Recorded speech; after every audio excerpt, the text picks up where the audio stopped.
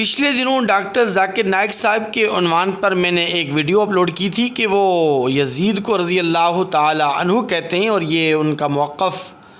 اور ان کا یہ کہنا رضی اللہ تعالی عنہ کہنا بالکل کسی طور پر بھی درست نہیں ہے اور قرآن اور حدیث کے خلاف بھی ہے، اور ہمارے اکابر اہل سنت کے موقف سے ہٹ کر وہ یہ بات کہتے ہیں۔ تو کمنٹ سیکشن میں ایک شخص نے پوچھا کہ ڈاکٹر ذاکر نائک صاحب یزید کو رضی اللہ تعالیٰ عنہ کیوں کہتے ہیں اور وہ اپنے موقف پر کیوں قائم ہیں، اور دوسری بات یہ پوچھی گئی کہ کیا یزید کو رضی اللہ تعالیٰ عنہ اگر نہیں کہا جائے تو کیا اس کو لعنت اللہ کہہ سکتے ہیں یا نہیں کہہ سکتے۔ تو اس سوال کا جواب میں آپ کے سامنے عرض کرنا چاہتا ہوں، لیکن اس سے پہلے میں یہ بات عرض کر دیتا ہوں کہ دیکھیے ڈاکٹر ذاکر نائک صاحب کے متعلق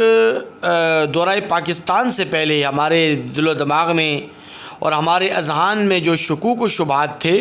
ان کے عقائد و نظریات کے حوالے سے، تو ان کی کافی حد تک تشفی ہوئی ہے۔ ڈاکٹر ذاکر نائک صاحب کے عقائد و نظریات اتنے غلط نہیں ہیں اور اتنے پراگندہ نہیں ہیں جتنا کہ مشہور و معروف کیا گیا تھا کہ ان کے عقائد و نظریات بالکل جو ہے وہ قرآن اور حدیث سے ہٹ کر ہیں، یا پھر ان کے عقائد و نظریات اہل سنت والجماعت سے ہٹ کر ہیں۔ تو بہرحال ہر ایک شخص کا اپنا اپنا نقطہ نظر ہے، لیکن ڈاکٹر ذاکر نائک صاحب کی جو خدمات ہیں تقابل ادیان کے حوالے سے، تو وہ بہرحال قابل تعریف ہے، قابل تحسین ہے۔ اور پھر ڈاکٹر ذاکر نائک صاحب نے حالیہ دورہ پاکستان میں جب ہمارے علماء سے ملاقات کی اور علماء نے جتنا ان کو جانچا اور پرکھا،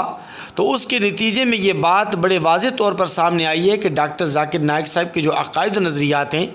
وہ بہت ہی اچھے عقائد و نظریات کے حامل ہیں، اور سب سے زیادہ جو بہترین بات اور سب سے اچھی بات جو ان کی حالیہ دورہ پاکستان میں سامنے آئی وہ یہ کہ وہ اتحاد امت کا درس دے رہے ہیں، جو کہ بہت بڑی بات ہے موجودہ دور کے اندر، کہ جہاں فرقہ واریت عروج پر ہے، لوگ فرقوں میں بٹے ہوئے ہیں، لوگ اختلاف رائے کو بنیاد بنا کر بہت زیادہ اختلاف اور افتراق کا شکار ہیں۔ تو وہاں انہوں نے فروعی مسائل کو الگ رکھ کر اور فروعی مسائل سے ہٹ کر لوگوں کو زندگی گزارنے کی ترغیب دی ہے، جو کہ بہت زیادہ اچھی بات ہے۔ کہ دیکھیے ہر ایک شخص کا اپنا اپنا نقطہ نظر ہوتا ہے، لیکن اختلاف رائے کو فرقہ واریت کی ہوا دے دینا اور اختلاف رائے کو جو ہے نا وہ غلط رنگ دے دینا، یہ کسی طور پر بھی مناسب نہیں ہے۔ تو اب ڈاکٹر ذاکر نائک صاحب اپنے موقف پر کیوں قائم ہیں اور یزید کو رضی اللہ تعالی عنہ کیوں کہتے ہیں، یہ آپ انہی سے پوچھ لیں تو زیادہ بہتر ہے۔ اگر کبھی ملاقات کا شرف حاصل ہو، یا پھر یہ کہ ان کے اکاؤنٹ میں چلے جائیں اور یا ان کے چینل پر آپ جا کر کمنٹ سیکشن میں جا کر آپ سوالات کریں، تو ہو سکتا ہے کہ ان کی طرف سے آپ کو کوئی تسلی بخش جواب مل جائے۔ لیکن ان کا موقف جو ہم نے سنا ہے وہ بہرحال کسی طور پر درست نہیں ہے۔ یزید رضی اللہ تعالی عنہ نہ ہو سکتا ہے اور نہ ہی وہ اس لقب اور اس عظیم تمغے کا وہ مستحق ہے۔ جہاں تک تعلق اس بات کا ہے کہ کیا یزید کو لعنت اللہ کہہ سکتے یا نہیں کہہ سکتے، تو دیکھیے اس کے بارے میں دو باتیں میں آپ کے سامنے عرض کروں گا۔ پہلی بات یہ کہ امام احمد بن حنبل رحمۃ اللہ علیہ سے ان کے صاحبزادے نے پوچھا کہ کیا یزید کو لعنت اللہ کہہ سکتے ہیں یا نہیں کہہ سکتے، یعنی اس پر لعنت کی جا سکتی ہے نہیں کی جا سکتی۔ تو امام احمد بن حنبل رحمہ اللہ نے اپنے صاحبزادے حضرت عبداللہ سے کہا کہ بیٹا تم اس شخص کو لعنت اللہ کیوں نہیں کہہ سکتے کہ جس پر اللہ کی کتاب نے لعنت کی ہے، یعنی قرآن مجید میں اس شخص پر لعنت ہوئی ہے۔ تو بیٹے نے کہا، حضرت عبداللہ نے جواب میں عرض کیا کہ ابا جان میں نے تو پورا قرآن مجید پڑھا ہے، سورہ فاتحہ کی الف سے لے کر سورۃ الناس کی سین تک، تو مجھے تو کہیں یزید پر لعنت نظر نہیں آئی ہے، تو آپ کیسے کہہ سکتے ہیں کہ یزید پر قرآن مجید لعنت کرتا ہے؟ تو امام احمد بن حنبل رحمۃ اللہ علیہ نے 26ویں پارے کی سورہ محمد کی آیت نمبر 22 اور آیت نمبر 23، آیت نمبر 22 اور 23 پڑھی اور فرمایا کہ ان دونوں آیات مبارکہ میں وَتُقَطِّعُوا أَرْحَامَكُمْ أُولَٰئِكَ الَّذِينَ لَعَنَهُمُ اللَّهُ فَأَصَمَّهُمْ وَأَعْمَىٰ أَبْصَارَهُمْ، یہ جو دو آیات مبارکہ ہیں آیت نمبر 22 اور 23، تو آیت نمبر 22 کے آخر میں اللہ تبارک و تعالی نے قطع ارحام یعنی رشتوں ناتوں کو توڑنے والے اور رشتوں ناتوں کو پامال کرنے والوں پر لعنت ارشاد فرمائی ہے۔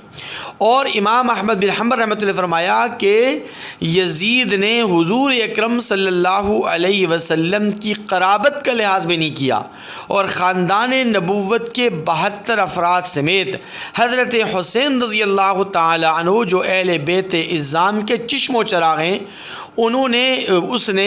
یزید نے نبی کریم صلی اللہ علیہ وسلم کی قرابت اور نسب کا لحاظ بھی نہیں کیا، اور تو اس سے زیادہ قطع ارحام کا مرتکب کون ہو سکتا ہے؟ تو اس لیے یزید پر لعنت کیوں نہیں کی جا سکتی۔ لیکن دوسری بات جو یاد رکھنے کی ہے وہ یہ کہ جمہور اہل سنت کے ہاں کسی معین شخص پر اس وقت تک لعنت کرنا جائز نہیں ہے جب تک کہ اس کے کفر پر